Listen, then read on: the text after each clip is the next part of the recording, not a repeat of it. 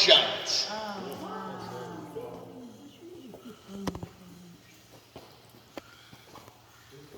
Feel free to get a picture of this magnificent view and meet me in the middle of the room where I'll be going into more detail about all of these really cool formations.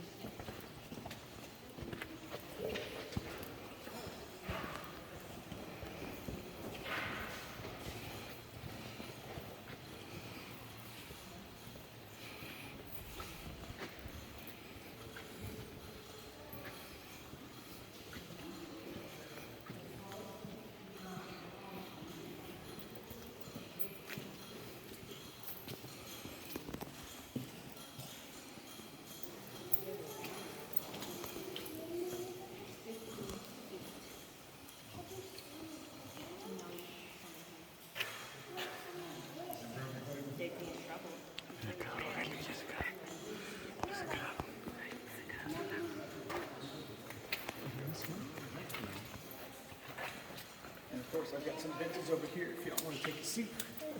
This is a pretty lengthy explanation. Trust me, I envy y'all. Thank you, Steve.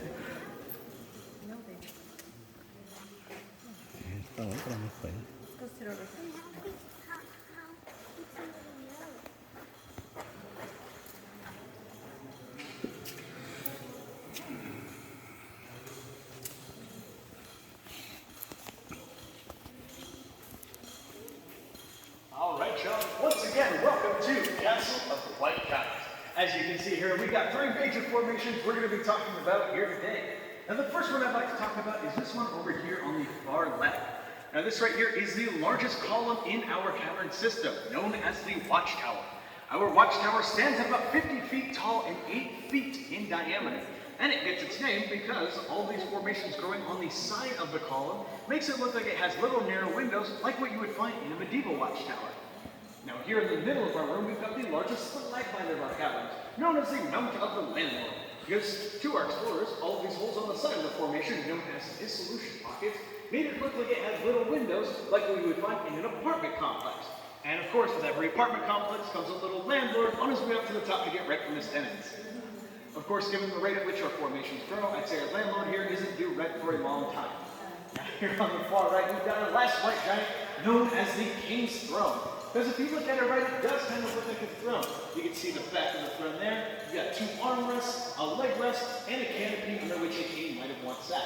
So as your tour guide, I'll see you later, I'm going to go take a seat. No, I'm just kidding. But of course, with every king, there's got to be a way for him to show off his wealth to his guests. So if you look to the right of the King's Throne, hanging from our ceiling is our cave chandelier. This is a collection of cave curtains that has calcite crystals growing on the outside, giving it that nice glittery, sparkly appearance, kind of like that flowstone I showed you earlier.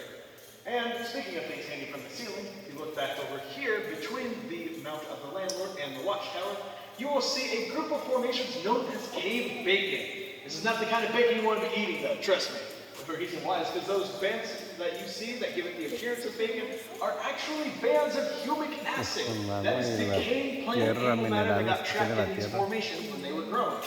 So in reality, what you are looking at is a window back in time, because those bands of humic acid actually serve as an indication of the climate on the surface back when those formations were first growing. So those darker bands are going to indicate a warmer, wetter climate, and those lighter bands indicate a drier, cooler climate. Now that being said, we are going to move on. But as we move on, you may notice off to the right-hand side, there's a set of handrails. Now those handrails actually overlook the second deepest point you get to see on tour, known as Grendel's Canyon. I'll be getting into that a little bit later once we can actually see the other side of Grendel's Canyon. But for right now, we're going to continue making our way around the back of these formations and up a flight of stairs, about 35 steps. And we'll be making our way into one of the last rooms of our tour. So other than that, once we go ahead and get to the front, I'll go ahead and make our way down to the last room.